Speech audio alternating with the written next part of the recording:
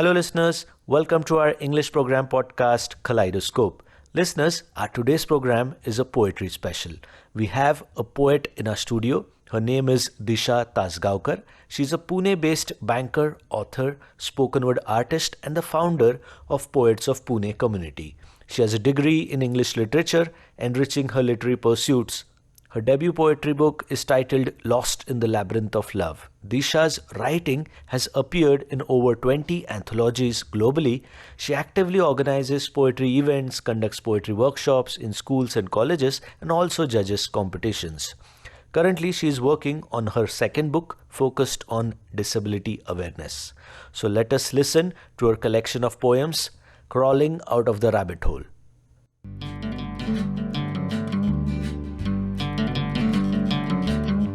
Greetings to everyone. My name is Disha Tasgaonkar. I'm an author, poet, and a spoken word artist. Over time, these creative outlets have become an integral part of my identity as they allow me to express myself beyond the hustle of daily life. I don't often talk about my other work or side projects, but poetry and art are what keeps me grounded and sane. In today's fast-paced world, I believe it's essential to engage in some kind of art, something that provides a refuge from the mental strains that surround us. This is my way of staying connected to myself and maintaining a perfect balance amidst the chaos.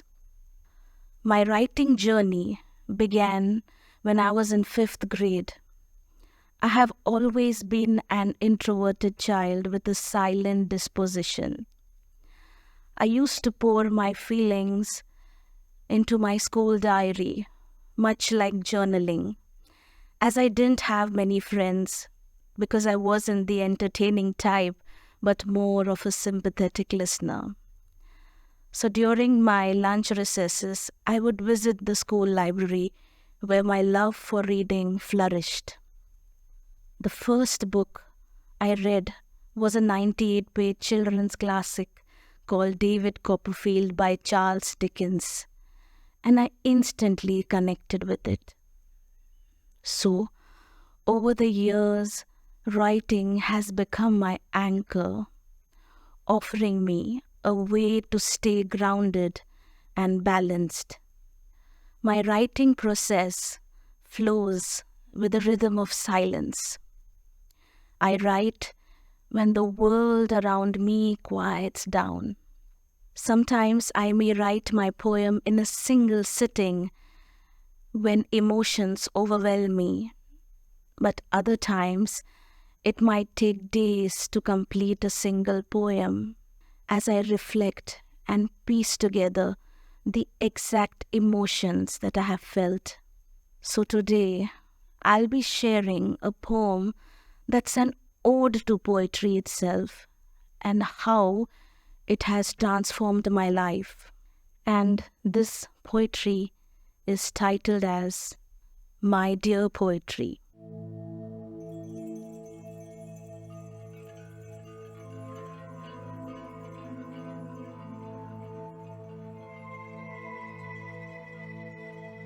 I had bouts of urges to verbalize my heart's murmurings, but I was traditionally expected to keep a stiff upper lip before the world, only to perennially find myself in a dark room, enveloped with mists of niggling thoughts gleaming in the air, with no discernible way out. When life knocked me sideways at every juncture, your sure presence gave a reassuring succor in the hour of reckoning. by ripping off the band-aid swiftly rather than tugging at it in piecemeal, to resurrect the same astronomical pain, but this time to ease the sting, to salve my open wounds conclusively, and to further vivify my otherwise disconsolate life. A reward for the brunt I bore for being gullibly kind. When my own people left a bad taste in my mouth, you neutralized it with your saccharine sweetness, like honey dissolving in bland milk, to bring a warm, fuzzy glow back on my grief-stricken face. When I had no sincere bone to speak with in this fractured world, you paved the way for self-reflection by opening the floodgates of my vulnerabilities to unveil the hidden crevice that lay dormant in some Stygian corner all this while. When my life's fabric appeared to be in tatters, torn to multiple pieces by the planetary winds of circumstances, you, my dear poetry, were an ideal garment maker who adroitly stitched all my disintegrated fragments to make me feel whole again. When my thought loop ran amok hither and thither like a broken record and anxiety took over, you gave them a permanent abode, a cushy outlet to vent all my bottled up distress unabashedly. When I recounted my past silhouettes of unsavory experiences that befell upon me, you disrobed me from my perpetual gloomy vestments and instead wrapped me in the warm duvet of your love. When I was bogged down and hesitant to bare my soul because I had a social position to uphold, you untied me from all the conventional mores that held me back and nudged me to speak my introvert mind. When sleep had evaded me, you calmed my frayed nerves, submerging me into a world of imagination by flickering an undying hope that never once doused inside me. No ties can awaken tenderness in me anymore, but you, my dear poetry, showed me the mirror of self-worth and self-love. You held me like a true lover when I faltered. You elevated me when I was down in dumps. You made me unburden my pent-up soul that I kept in abeyance all this while. You took me under your tutelage when scorpions of doubts kept stinging me. You unclogged the heavy grey fog looming in my head, which was on the brink of smothering me. You told me, poetry, that it's okay and it's okay to feel this way. You weren't just a happenstance. You were exactly what I needed to fill in the gaping holes of my heart. Your swift arrival in my life has instigated a desire to change. A change for the better. I now tell the world through you that yes, I am a survivor. A survivor who has survived a massive shipwreck called anxiety, where I once laid naked in the panoply of my own feelings. So, look at me. Here I am, standing at the cusp of freedom, bypassing all the depressing thoughts, treading gingerly on eggshells with my newfound thick skin, flying at dizzying heights with my proverbial wings. So, my dear poetry, please pardon me for my candidness, but no matter how much I extol you to the T, it's still significantly less compared to what you have given me. A much needed tranquility releasing happy hormones. Now, the only stimuli that I'm fixated at is you, for I forever wish to be entombed in you till the last gasp. of my ragged breath. So this poetry was all about my relationship with it, which has been similar to what water is to fish, the very reason of my existence. Writing did come naturally to me, but sometimes when life throws circumstances at you and when you're caught off guard, the things that you once loved are put on back burner to tend to other responsibilities you are saddled with. And that's exactly what happened with me. But now I can say that destiny had some other plans. I am glad that we were struck by a pandemic, which shook the whole world and brought everything to a grinding halt. And there were so many of us who took to social media for showcasing their hidden talent that lay dormant in some dark corner. Just like them, this lockdown that happened in 2020 nudged me to start my own writing page and roused the inner poet in me, which was waiting in anticipation for an outlet to express. So the next poem that I have written, I'm a writer who writes basically on mental health. So this poem is very close to my heart, and whatever I have described in here is exactly what I have felt. So this is titled as Crawling Out of the Rabbit Hole.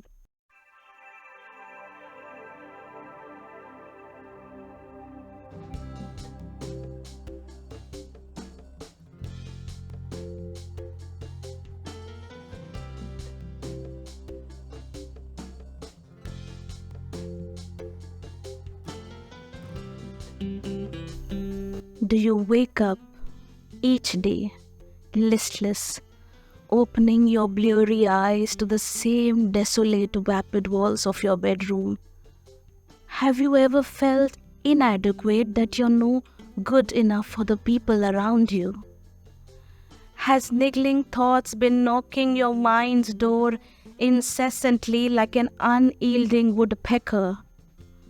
Does one stray thought hoodwink you into believing that you're no good? The Stygian silhouettes of your distasteful past looms over you like a dark grey nimbus that refuses to go away. Do you ever sit in the cold blackness of the night in absolute silence, hearing nothing more than an unabating ticking of a wall clock that reorients you back to reality? Do you recurrently fly off the handle at the slightest provocation and take umbrage at every fancied slight thrown at you in jest? Has hope taken an abrupt nosedive, pushing you further down the rabbit hole of uncertainty? Does happiness seem like a rare phenomenon to you, which keeps going further away from your clasped reach? Are you bogged down by the Himalayan responsibilities that are constantly breathing down your neck, choke-holding you? Do you look in the mirror and see someone devoid of any meaning, bereft of any color, just a poker-faced visage with a perpetual deadpan expression plastered to the bone? Do you often stand by the window forsaken, licking your open wounds, wrestling a losing long battle of hopelessness with your bruised mind raging inwards? Do you deck up to the nines in order to avert people's curious eyes from the hollowness writ large across your sunken eyes? Did you ever had no drive to partake food? Did each morsel of your comfort food tasted insipid and sent you further into a tizzy? Has sleep ever evaded you? Did it make you feel unwanted too? Do you seek refuge and habitually prefer indulging in pillow talks more than confiding in people? Has your snow white fluffy pillows been your only confidant that enfolded you lovingly when you lay wide awake in bed, asphyxiating on persistent thoughts? Does your cozy quilt furnish you the much-needed consolation from an usual conspicuous trait of trepidation that you have been expecting from people? Did you ever feel that your tears only moisten your eyes now? They no longer assuage your pain, nor do they make you feel light. If the answers to most of these questions are yes, then it means you're not loving yourself enough. You have been planting unnecessary grief in your tender heart for people's wrongdoings, paving way for untreated mental affliction. Douse the embers of the crackling fire before each young yellow tongue of flame envelops you from all sides, leaving you brutally charred.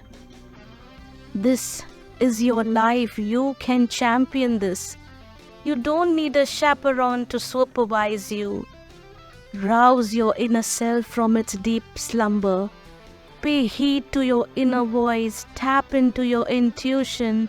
It's trying to tell you something with its desperate pleas. Make grief your intimate friend. Treat it like a shadow that cannot be divorced. Walk hand in hand and accept and make peace with it. Years of conditioning will finally make you immune one day. My dear friends, always remember, the world is going to disappoint you every waking hour. So turn over a new leaf. It's never too late to start anew. And hang in there with all your might. You can survive this massive fall, because if I could, so can you. So this was crawling out of the rabbit hole. What happens is, people often mistake sadness for depression. Sadness is an emotion. It's just a part of depression. And depression hinges upon how we feel, the way we think, and how we act when our emotions go haywire. One is submerged under the wave of melancholia. Some express, like me, but others silently stay stuck in the same rut forever. I believe that just like me, we can all sail through this crisis by indulging in self-love, because it's imperative for our own mental well-being. So, this was my first set of poetry, where I explored how poetry became a transformative force in my life, helping me to emerge from the depths of anxiety and depression. Through these poems, I shared my journey with mental health, of how exactly I felt. And in the next collection, I will delve deeper into themes of self-acceptance, self-love, and how to reclaim your inner peace. So thank you, my listeners, to listening me and to sharing your keen ear and being such sympathetic listeners. Thank you so much for your patience, and please stay tuned.